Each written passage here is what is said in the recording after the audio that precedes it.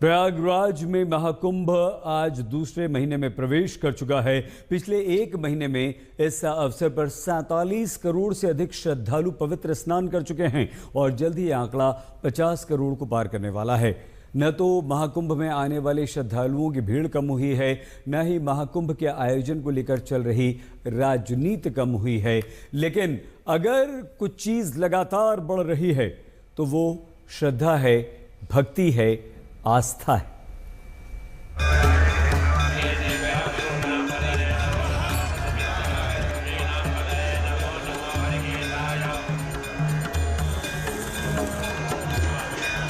जब महाकुंभ की तैयारियां शुरू हुई तो 10,000 करोड़ खर्च करने पर सवाल उठे। जब महाकुंभ का आयोजन शुरू हुआ तो नेताओं सितारों को निमंत्रण पर सियासी सवाल उठे। जब महाकुंभ में 15 दिन का मेला सकुशल गुजर गया तो मौनी अमावस्या को भगदड़ पर अव्यवस्था के सवाल उठे। जब भगदड़ के जिम्मेदारों की बात उठी तो सरकार पर आंकड़े छिपाने के आरोप लगे। जब महाकुंभ का मेला 3 हफ्ते को पार हो गया तो वीआईपी ट्रीटमेंट से भक्तों को होने वाली परेशानी के सियासी सवाल उठे। जब महाकुंभ चौथे हफ्ते में पहुंचा तो सप्ताहांत पर यूपी से एमपी तक 300 किलोमीटर के जाम से हलकान लोगों को लेकर सवाल उठे। और अब जब महाकुंभ का आखिरी पखवाड़ा शुरू हुआ तो नेताओं की डुबकियां लगाने और नहीं लगाने को लेकर सनातन विरोधी सियासत के सवाल उठे। इन्हीं सियासी सवालों और आरोपों के बीच महाकुंभ के महाआयोजन ने इस धरती पर सबसे बड़े धार्मिक आयोजन का रिकॉर्ड कायम कर दिया है, जहां जात, धर्म, संप्रदाय, भाषा, लिंग, आयु वर्ग में बिना किसी भेदभाव के प्रकृति की उपासना का दिव्य पर्व संपन्न हो रहा है। महाकुंभ कई मानों में अनूठा रहा, चाहे वो आयोजन की बात हो, श्रद्धालुओं की संख्या की बात हो, महाकुंभ को लेकर चल रही राजनीति की ही बात क्यों ना हो। कुंभ को लेकर इतनी राजनीति आज तक पहले कभी नहीं हुई जितनी इस बार हो रही है।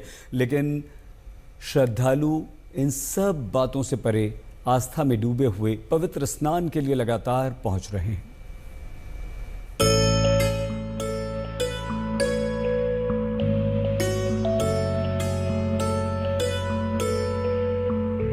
इस बार के आयोजन में एक तरफ योगी सरकार है जिसे इस महाआयोजन का श्रेय जाता है, तो दूसरी ओर सनातन जीवन पद्धति की श्रेष्ठता को स्थापित करने वाले आयोजन को लेकर सियासत भी खूब हो रही है। इस कड़ी में सीएम योगी ने सूबे में सत्ता की विरोधी समाजवादी पार्टी के ऊपर सियासी फायदे के लिए सनातन विरोधी दिखने का आरोप लगाया है। दरअसल महाकुंभ की शुरुआती दौर में ही अखिलेश यादव ने कुंभ स्नान की एक तस्वीर जारी करते हुए दावा किया था कि उन्होंने महाकुंभ में स्नान कर लिया है। लेकिन जब कुंभ में भगदड़ मची और दर्जनों लोगों की जान गई तो हजारों करोड़ की डिजिटल और एआई एनबिल्ड महाकुंभ की व्यवस्था को लेकर समाजवादी पार्टी ने संसद तक आवाज उठाई।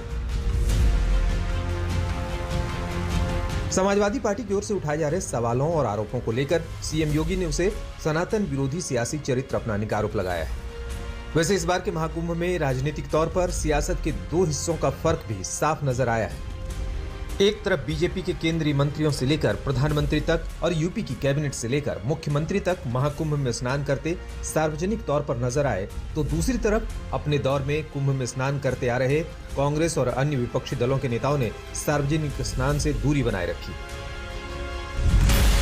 इस बार के महाकुंभ स्नान को लेकर राजनीति की धारा यूपी से छत्तीसगढ़ तक पहुंच चुकी है, क्योंकि जब छत्तीसगढ़ के सीएम विष्णुदेव साय अपनी कैबिनेट के साथ महाकुंभ स्नान के लिए प्रयागराज रवाना हो रहे थे तो कांग्रेस पार्टी के नेता और पूर्व मुख्यमंत्री भूपेश बघेल कहते हैं कि महाकुंभ जैसे आयोजन में जहां इतनी ज्यादा भीड़ है वहां वीआईपी को नहीं जाना चाहिए। महाकुंभ में राजनीति का एक दौर स्नान को लेकर चला तो उससे पहले एक दौर ट्रैफिक जैम को लेकर भी चल चुका है। पिछले सप्ताह के अंत में महाकुंभ में पहुंचने वाले करोड़ों श्रद्धालुओं की भीड़ और प्रशासन की सुस्ती के कारण भयानक ट्रैफिक जैम लग गया था। उसे लेकर भी विपक्ष ने सरकार को जमकर घेरा था। उस ट्रैफिक वाले जाम के पीछे की राजनीति और सच्चाई को भी हम आपको दिखाते हैं। सनातन को स्वीकार करने वाले लोग, उनको दुख पहुंचाया होगा। सभापति महोदय, अगर लोग तकलीफ में रहे, परेशानी में रहे, और ये पहली बार हुआ होगा ऐसा कि लोग 300 किलोमीटर के जाम में फंस गए। दरअसल पिछले शनिवार, रविवार, सोमवार को प्रयागराज के महाकुंभ में स्नान के लिए दिल्ली, हरियाणा, पंजाब, गुजरात, पूर्वांचल, बिहार, झारखंड, एमपी, छत्तीसगढ़ जैसे राज्यों से बड़े पैमाने पर निजी वाहनों में लोग निकले। 6 फरवरी को ली गई उपग्रह तस्वीरों में प्रयागराज में कारों और बसों से कई सड़कें जाम दिख रही थीं। पिछले सप्ताह के अंत में शहर और राष्ट्रीय राजमार्गों पर कई किलोमीटर तक ट्रैफिक जाम लगने के कारण हजारों लोग अपने वाहनों में फंसे रह गए। इन तस्वीरों में भी साफ दिखता है कि वाहनों की कितनी लंबी कतारें चारों ओर की सड़कों पर कैसे लगी हैं। सरकारी आंकड़ों के मुताबिक 8 फरवरी को जिस प्रयागराज में 1 करोड़ 22 लाख लोगों ने गंगा में पवित्र डुबकी लगाई थी, जो रविवार 9 फरवरी को बढ़कर 1 करोड़ 47 लाख हो गई। पार्किंग क्षेत्रों को व्यवस्थित करने और यातायात को सुगम बनाया गया है। यही वजह है कि माघ पूर्णिमा जैसे आयोजन के दिन भी श्रद्धालु व्यवस्था को लेकर संतोष जाहिर करते दिखे। आज तक ब्यूरो। इस बुलेटिन में फिलहाल इतना ही। आप प्लीज अपना बहुत ख्याल रखिएगा। देखते रहिए आज तक।